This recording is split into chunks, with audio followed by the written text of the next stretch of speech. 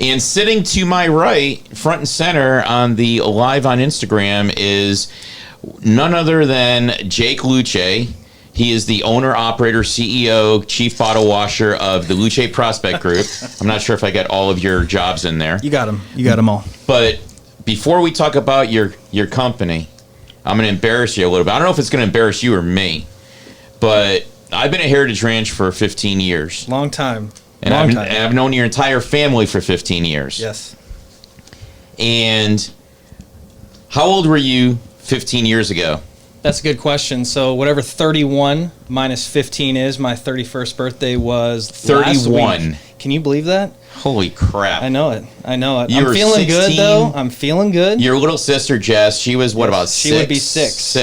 Yes. And they would come in for all of the major holiday brunches. Right. That's how it gets started. Yes, absolutely. And well, you've always been great to us. Well, I mean, it's a great family. And I'm not just saying that because you're sitting here, because I would say that anyway.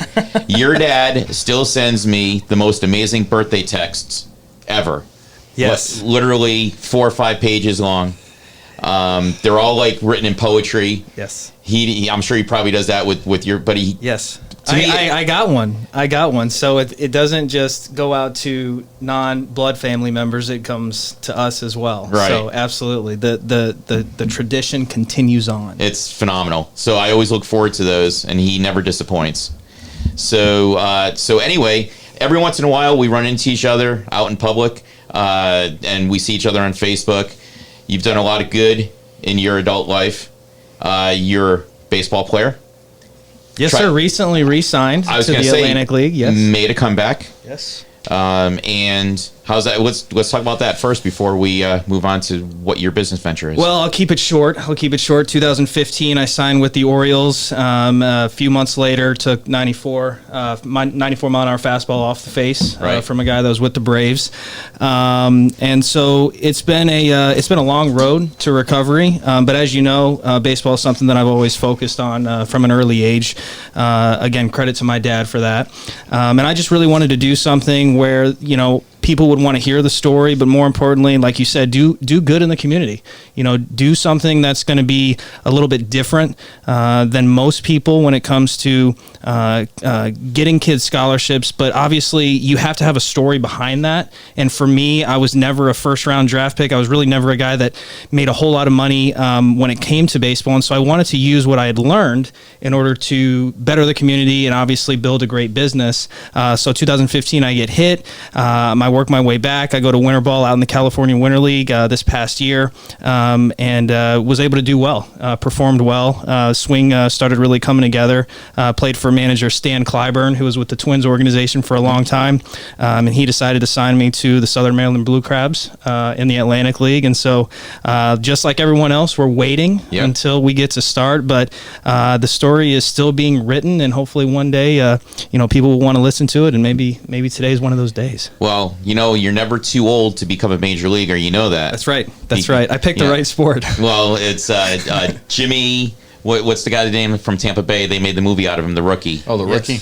Yes. He was in his 40s though, so let's not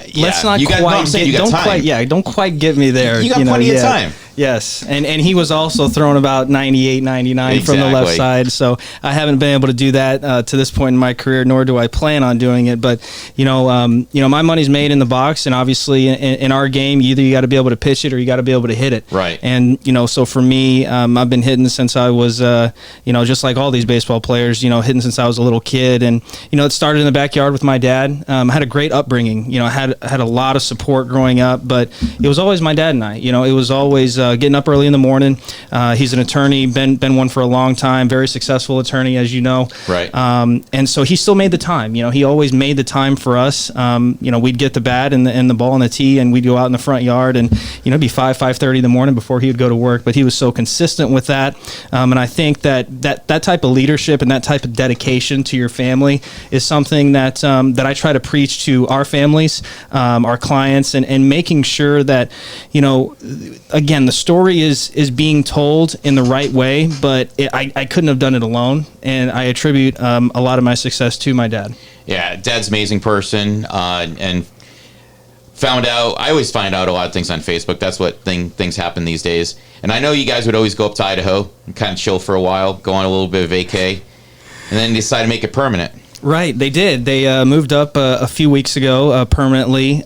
It's beautiful up there. It's a little bit different than here in DFW. I see pictures. Yes. A lot more concrete here, a lot more construction here, and a lot fewer mountains here as well. But each place has its perks. I'm very proud of them. I'm very happy that they've been able to put something together to help our family to leave a legacy. My dad's always done it the right way, and that has bled off into my brothers and sisters. They're all very successful. They're all great people. They treat people the right way, and they work extremely hard. So for me, being the oldest, I feel like it's a responsibility for me to not only do well as far as my career goes, but to also show young athletes how it's supposed to be done, and what a lot of great work ethic and a lot of time put in, show what that can get these kids. And just to give a timeline of how long I've known you, obviously 15 years. Now you have brothers and sisters.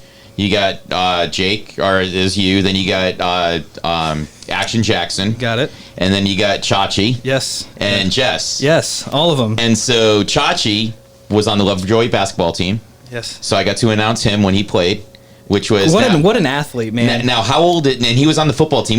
We'll say he's a better football player than a basketball player. Okay, we'll just say that. But yeah, he was a late bloomer. He actually lives up in Idaho now as well. Oh, he's up there too. He does. So awesome. He's just a great example. Of course, my brother Action as well. He played college baseball as well. Went to the NJCAA World Series.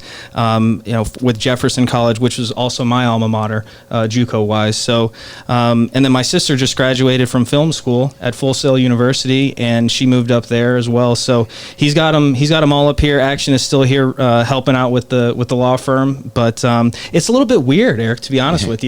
I've always been around my family. I've always been able to be right down the road from them, and now that's really not the case. So it's a little bit different. I think I was telling somebody this the other day. I think as you get a little bit older, you kind of take hard news a little bit differently. When you're younger, it's like immediate. We're always in the moment, right? But I've noticed as I've gotten a little bit older, it's a residual effect, right? And so I've actually been feeling it a little bit more the last few weeks, knowing that I can't drive 15 minutes down the road to go see them. And I think that a lot of people should think about that. It's an interesting time that we're living in.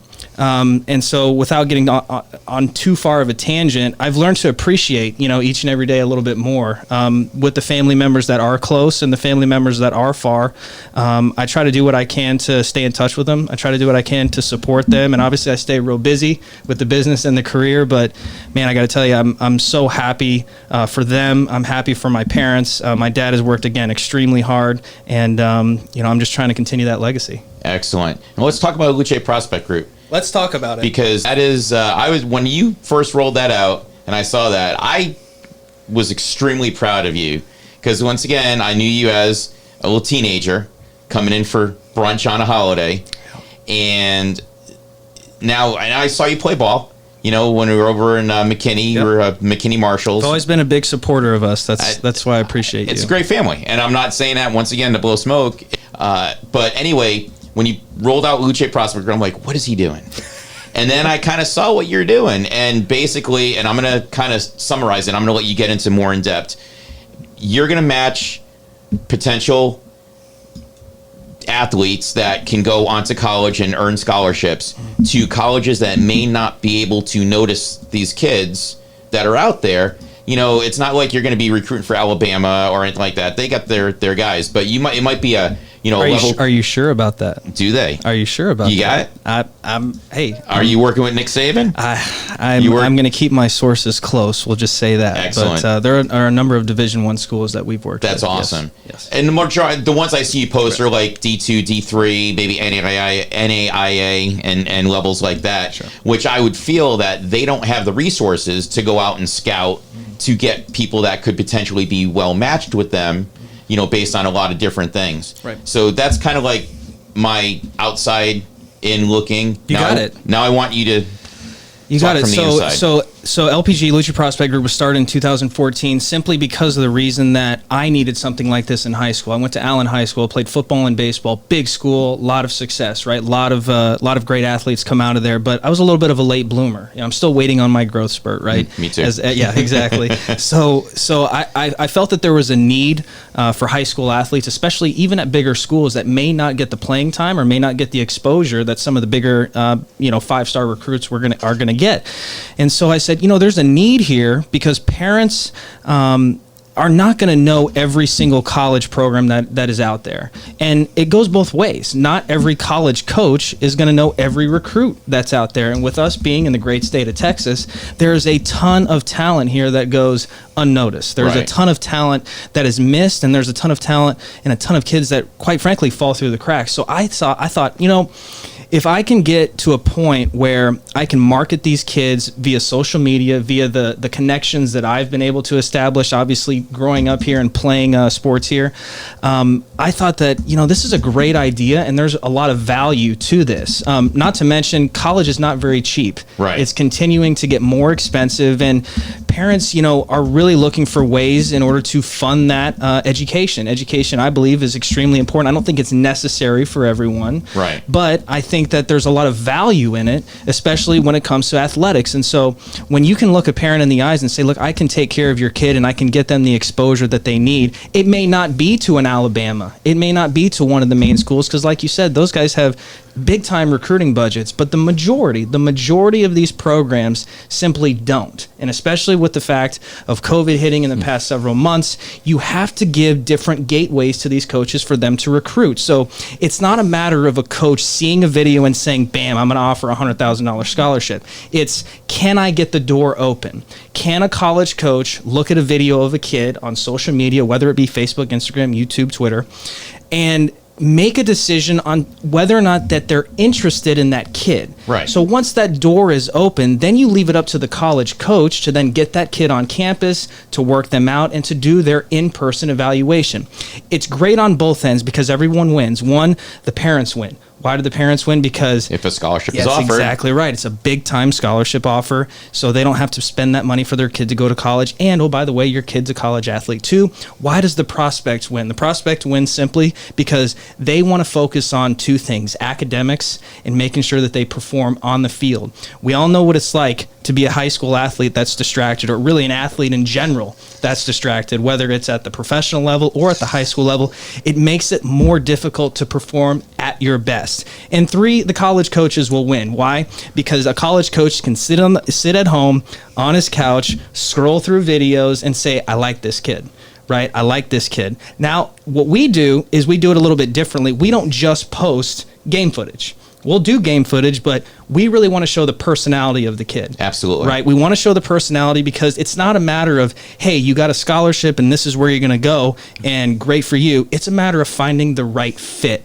So what I'm most proud of is not necessarily how many kids have gone to college because of LPG. It's more about the number of kids that transfer after they get there, which is very small. I want them to get there. I want them to be happy, and I want them to earn their education while playing the sport they love. That's awesome. And do you have any numbers right now of how many kids that you've actually... 54 kids. Okay. We've raised about $3.9 million for them to go to school. The average scholarship dollar amount that we get is about $100,000 in total value.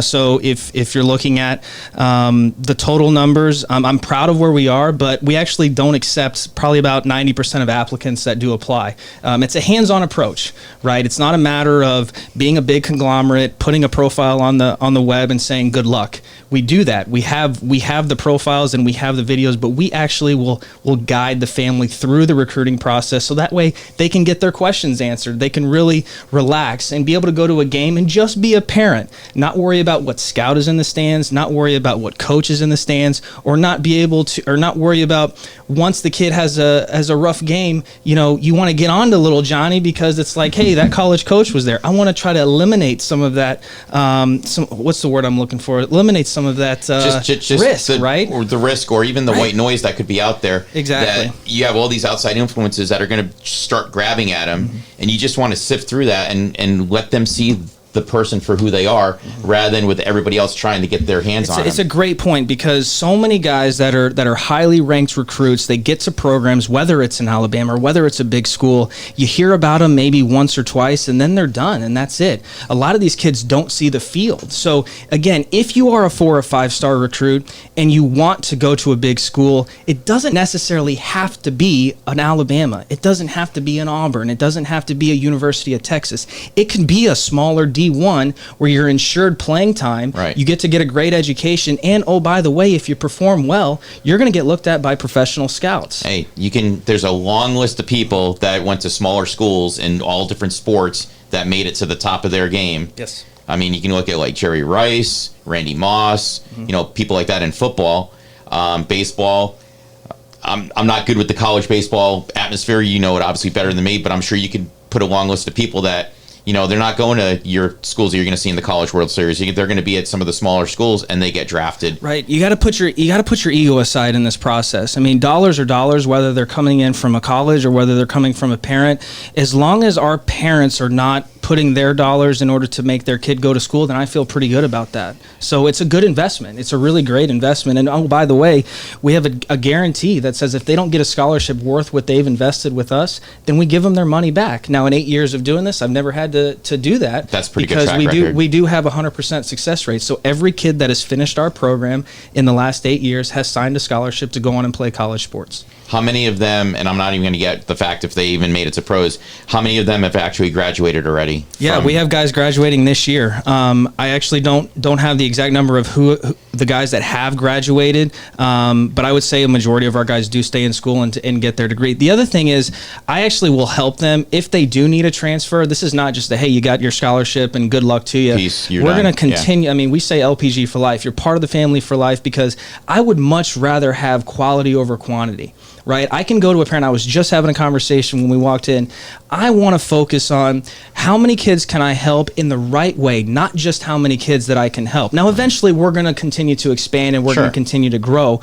But as most entrepreneurs will tell you, the first 5-6 years of a business oftentimes are the toughest, man, because you're really trying to get it off the ground. And so I really had to actually turn down more money in the first 5 years than we actually brought in, because I wanted to be able to sit here and tell you or tell another parent it's quality over quantity. And so I can go to a parent and say, we have a system that works, we have a system that is proven, and all you need to do is trust that we're going to get the job done. And if we don't, you still don't lose your money in the process. And what a great resource you can have with all the people that are already out there that have gone through the system, that you might be able to pull in and say, hey, I've done it. I've gone through this is how it helped me. This is where I am today. I wouldn't have been able to get here unless I went through these steps. I mean, it's unlimited right now, and so that's just going to expand your business down the road. Right. The scalability on this thing is ginormous. I don't really know if there is, a level that we can get to that I would be really, just satisfied with. I want to continue to grow and continue to expand, but I want to do it the right way. We've got to do it the right way. We have to be able to onboard people in the right way. I mean, we vet our people that work with LPG for months at a time before we even bring them on board. And I feel good about that because we have the right people in place. Like you mentioned, soccer earlier, our soccer department's continuing to grow. I just had this idea of how can we get professional athletes connected with high school athletes, right? Because so many times it's college with high school and it's these levels that are kind of sandwiched in, but how can we bridge that gap? How can we get not only professional athletes to be working with other college athletes, but how can we get these professional athletes connected with high school athletes? And I think that that's very unique. At these sessions and these group trainings that we do, you have professional players that are actually mixing it in with high school kids. And if you can go all the way back to when you were in high school, think about what kind of a value that would be just getting on the field with another professional. So I think that we offer something that's unique. I think we offer something that's different, but at the same time, it's very simple. It's about exposure. It's about getting the kid's name out there, and it's about providing college coaches with a trusted source of who they can go to for their talent. It's a pretty amazing story. So I'm going to do a little left-hand turn here because I want to find out a little bit about... There you go. Hey, what's going on, guys? Keep it rolling. You are an entrepreneur, as we know, and you dabbled into another business along the way that I found out. Did I? I got to think about what business that is. Oh, so they're more than the Italian restaurant? Yes. Tell me what happened with that. Yes, it was a great experience. You know, the Italian restaurant is actually privately owned by a group of Italian investors. Go figure, Italian chef, Italian owners, which was great. And you know, the last name Luce kind of worked well. So I was able to get a seat at the table. But the restaurant in Frisco was a great experience. It was an experiment, to say the least, because these guys had the mindset that they wanted to market the old school style. And again, nothing against them, but they feel like, hey, we can market with billboards, and we can market the way that it's been done in the past. And I said, look, if you guys really want to make a difference, if you want to stand out from your competition, you have to be hammering out this social media. And I've always had this vision of what I wanted to do with my life. But then once I get involved with other projects, and I only take on one additional project in addition to LPG at a time, just for time purposes, this was the project that I wanted to take on. And immediately after we started getting in there, they had some of their best months year over year that they've had in years. And so I feel really good about that. The restaurant is still there. And a lot of restaurants have been hit hard, but you have to take massive action. So many of these businesses, whether it's a restaurant, whether it's recruiting, whether it's academics, you have to be able to take massive action in order to get what you want. So many people the last few months have sat there and they say, woe is me, this is not going to end, I've lost my job, I don't know what to do, and I just don't allow myself to think like that. You've known me for a number of years. I can't think like that, because if I make a promise, or if I make a guarantee, or if I tell a mom and a dad, I'm going to take care of your kid, if I don't take massive action every day, that's only hurting that kid. Right. Not only is it hurting the kid, it's hurting the business. And as we know, everything is done I don't say everything, but a lot of things are done online right now. And the cool thing about that online presence is all you got to do is do a Google search. All you got to do is look at the reviews. If you're no good at what you do, people are going to find out about it really quick. And so you have to understand that this has been, it's been almost a decade. It's crazy to think that we started this almost a decade ago, and now I'm sitting here with you, and we're still building, we're still innovating. Each and every day, we're trying to get better. And then as far as my career goes, I've just been able to get this opportunity. I wouldn't have this opportunity if it wasn't for these kids, if it wasn't for, being able to get back to the basics, to build a business essentially from nothing. It's one of the hardest things. It probably is the hardest thing that I've had to do, but I've dealt with failure my whole life. I've been able to deal with it because baseball is a game of failure. You're going to fail 7 out of 10 times, you'll be a Hall of Famer. Yes, absolutely. And so if you can get used to failing and push through that, you're going to be that much closer to your next yes. It's like we talk about with our sales team. It's like, look, you guys get down and out about the fact that you didn't get that sale, but I want to know who else is in your funnel. Who else are you talking to? Because if that person says no, that's one no closer to a yes. That's, at this point, it's a numbers game, right? Man, I did sales for 10 years, selling vacuums, and that was one of the first lessons I learned. If every no you get, that's one step closer to a yes, and it only takes that one yes to seal the deal. Yes, and it's tough because you're selling parents on a maybe, but I would liken it to the stock market. Nobody knows what it's going to do. No matter if you're Warren Buffett or Jimmy Buffett, no one knows what it's going to do, right?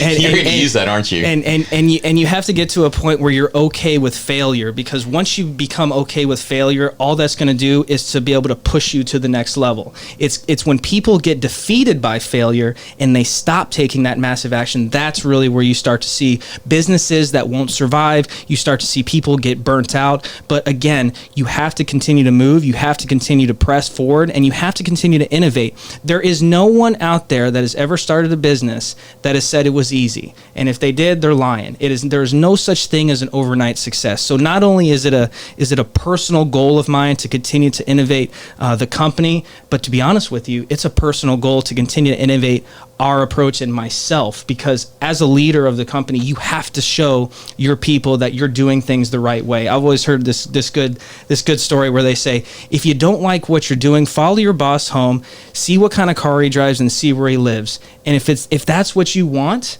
then you're in the right place. But if your boss is not where you want to be, then you got to start looking somewhere else. It's really good information.